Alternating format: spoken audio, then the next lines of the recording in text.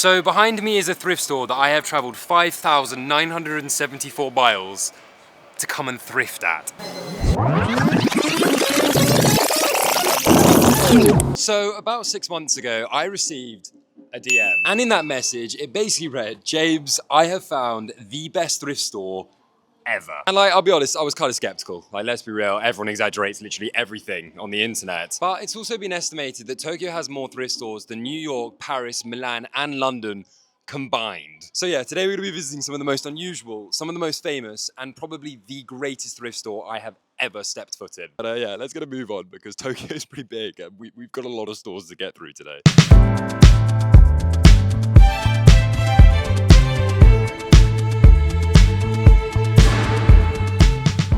Not only is the entire store unmanned, you also have to pay via a vending machine.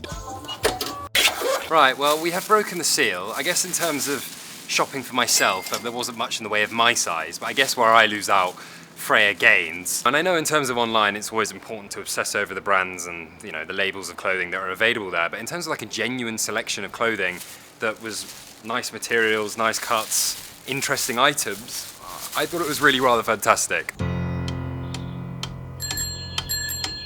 Now it's time for what Japan is actually known for, which is absolutely ginormous. And that is the book of Super Bizarre.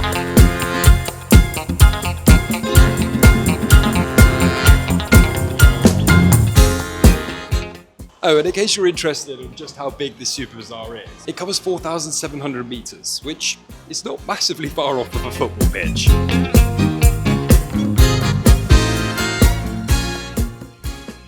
Now, obviously, as the name of the store kind of suggests, it sells books, and a lot of them. But they also sell video games, and a lot of them. CDs, and a lot of them.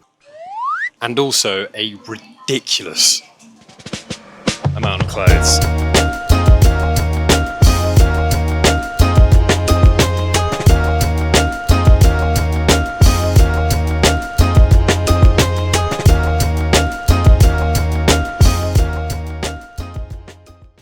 I mean, maybe even too many clothes. They don't mess about here. It's also all color coordinated, brand orientated. Like, it's quite impressive, really. The only thing that I will say though is that if it's got a brand that is like even remotely well known, it's gonna cost like, it costs more than it would probably cost in the UK. I mean, this is just like a random Tommy Hilfiger shirt for like 11 quid, which, you know, is kind of a shame, but I guess you can't just like give clothes away for free.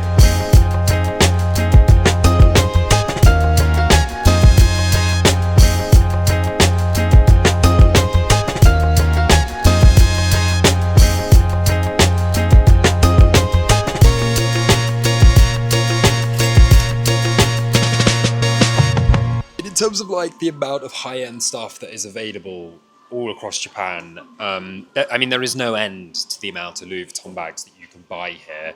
And if you are looking to buy a luxury bag, I would highly recommend. Anyway, personally, I'm not as interested in luxury bags, but we have now got the t-shirt, which I thought was really nice and at a very good price. But yeah, anyway, now I've just got to find a way out because alongside everything else in here, they also have about 3 stories of arcades and a food hall. Also, totally off topic, when I say that the Japanese will put literally anything in a vending machine, I mean literally anything. That is paper towel. And round here, that is shampoo. That is washing up liquid. Oh, I love Japan. Next up, and moving away from what is effectively the half and half consignment thrift store combination that is incredibly popular across Japan, we have about as true a thrift store as you can possibly get, which is Tanpopo House, where prices start as low as 100 yen.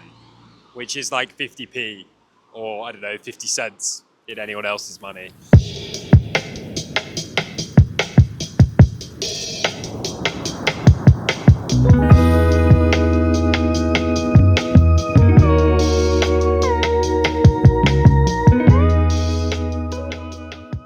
I just found a Burberry polo for a £5. Quite pleased with myself.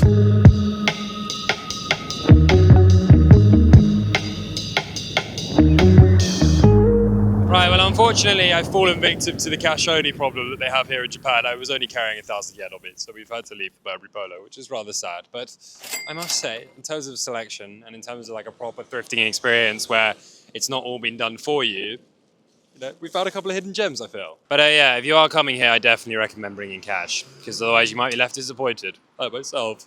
I think it was more the excitement of finding a Burberry polo for £5 than the fact that I actually wanted it. So it's fine. I didn't need it anyway. Following that, and probably what I would describe as the most European style thrift store that we're going to visit today, Harrow Thrift, which is famous for its 50% discounts for students and just about anyone assuming that you come on the right day and buy the right clothes.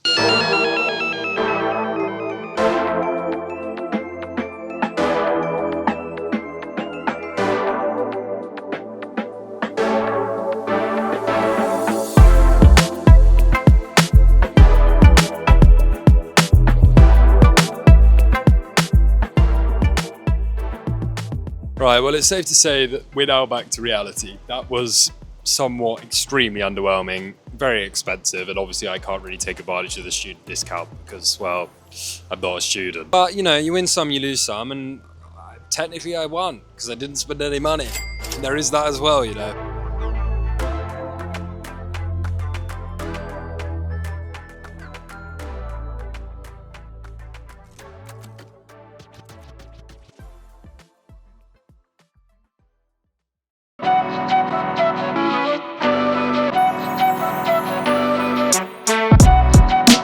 Right, so hello, it is now the next day. Who knew that thrifting was so emotionally draining? I literally crashed out and fell asleep for like 12 hours last night. Anyway, so today is a new day, it's a new dawn, and I feel like this wouldn't be a Japan thrifting vlog without mentioning probably the most famous secondhand store in the entire world, and that is Second Street. Now, this is a store that opened in 1996 in Japan and has now grown to over 1,000 stores all over the globe, including America. So if you're American, you've definitely heard of this. And look, is this shop by any stretch a thrift store? Absolutely not. It's a consignment store, but it'd be rude not to go and see if it's actually worth the hype, you know? Can't have the title as most famous and then not be any good.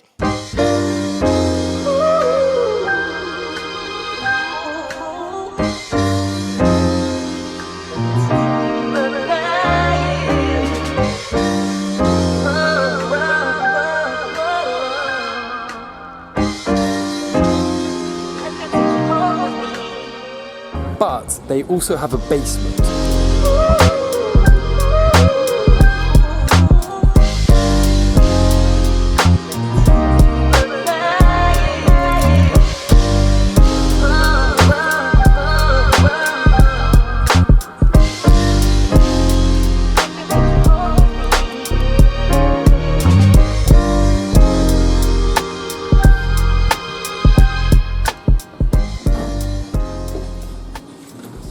Well, £35 later, possibly the best shorts I've ever bought. You know, it worked out all well.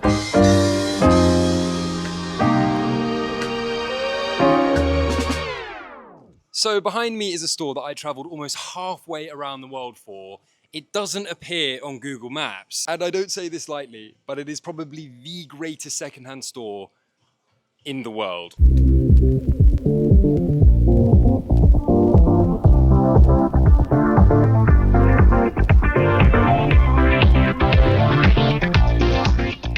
Then, a movie. Yeah, movie, man. Movie, oh yeah. World famous jumping jacks. Now, Jumping Jacks is a store unlike any other. Harajuku Jacks is more than a business. It's a time capsule created by a man who has dedicated more than 33 years of his life to showcasing post-war Japan. Now, the store today is a hub for Japanese bikers, rock bands, with Elvis himself not only being a jive coach, but also the lead performer in 3 bands himself. Oh, next month, new album. Next month, new album. New album release. Tell me about the store. Okay, it's a new kind of business here. Okay. Made in Japan items and this is amazing corner. It's a kind of a vintage corner. It's 1950s style. Some 80s, 90s. Yeah. This corner, everything 50s. Released the major debut album, Elvis Presley's. This one, he wear this. Oh, this. wow. Okay, this is original. God, that's sick, man. That's so cool. I love all, you know. Yeah, no, me Yeah. too, man. Yeah, because you have immaculate taste. I like many styles. 30s style, classic style, 40s swing style, 50s rockabilly style, 60s mod style, 70s punk style, Yeah. 80s pop style. You like it all, man. I like all, man. Yeah, it's all the good bits of fashion. Yeah, and this is crazy that you have it in kids as well. Oh yeah. Like the kids stuff is nuts. Yeah, my business 1992 start. Wow, 1992. Yeah.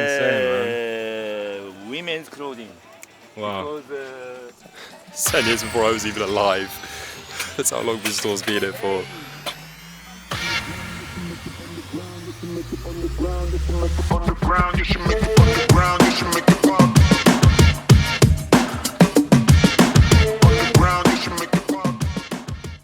Same style. yeah. This is black one Doshi jacket. Doshi jacket suits. The same kind of fabric suits. Yeah, it's cool, man. Inspired from 1950s, mid 50s. Wow. Only mid 50s, okay? Not early 50s, not late 50s. Only mid 50s. It is. Thank you very much. Thank you so much. ありがとうございます。 No, thank you for Many having me. thanks, many thanks. I always appreciate everybody, everywhere, everything. My pleasure. Well, thank you, sir. I appreciate you too. Well, I must say, when it becomes more than the clothes, that's when you know you've hit the jackpot. Simply an incredible store and an incredible man as well. So sick. And I think the craziest part is that this is the street just outside the store. I'm maybe 25 meters away from it now. And I was the only person there while I was there in the entire 3.5 hours that I spent at the store. It's a real hidden gem, a real hidden gem.